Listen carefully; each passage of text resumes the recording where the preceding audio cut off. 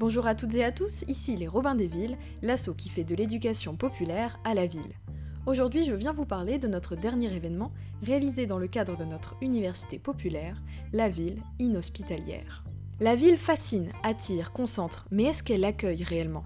La métropolisation des grandes villes, l'accroissement des inégalités socio-spatiales et les mouvements de migration posent la question de la capacité de nos sociétés urbaines, non seulement à attirer les capitaux, les projets, les populations, mais aussi et surtout à accueillir. Quand les bancs ne disparaissent tout simplement pas de nos places publiques, ils sont parfois pensés pour exclure.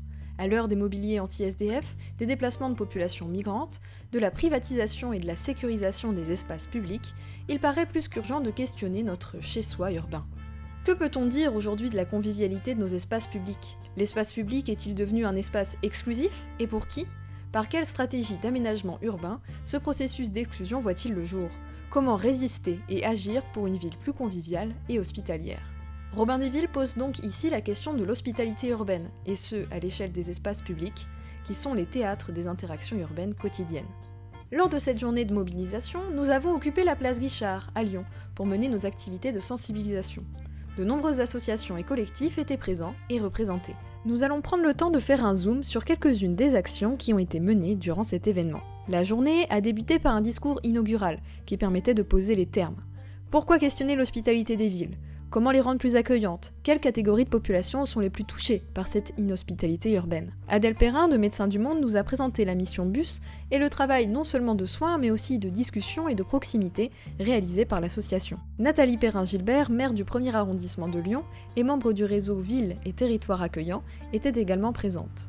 Et c'est finalement le collectif belge Design for Everyone qui nous a présenté sa démarche de détournement du mobilier urbain excluant. En collaboration avec la brigade de construction collective lyonnaise, Design for Everyone a réalisé des assises pour transformer le mobilier urbain à partir de palettes récupérées.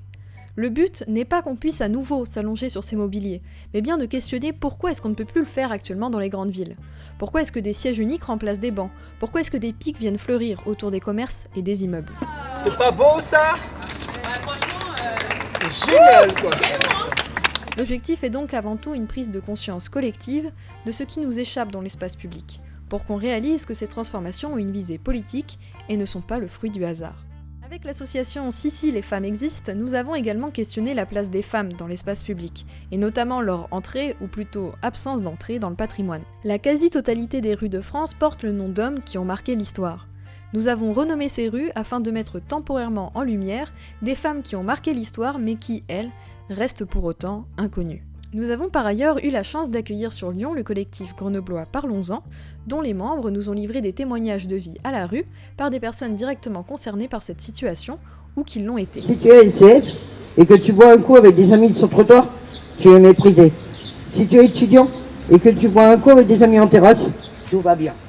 Le réseau Entourage nous a également livré des billes quant à la manière de pouvoir aider les personnes vivantes à la rue, la première étape étant un bonjour et un sourire pour lutter contre l'exclusion et l'isolement. Finalement, cette occupation festive et militante d'une grande place lyonnaise aura été permise par une grande mobilisation bénévole, d'acteurs multiples. Les activités étaient bien trop nombreuses pour être résumées dans une si brève vidéo, mais nous tenions à toutes et tous vous remercier de votre participation et de votre soutien.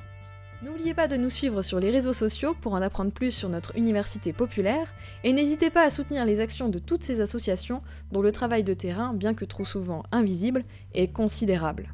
Merci encore et à très vite en ville.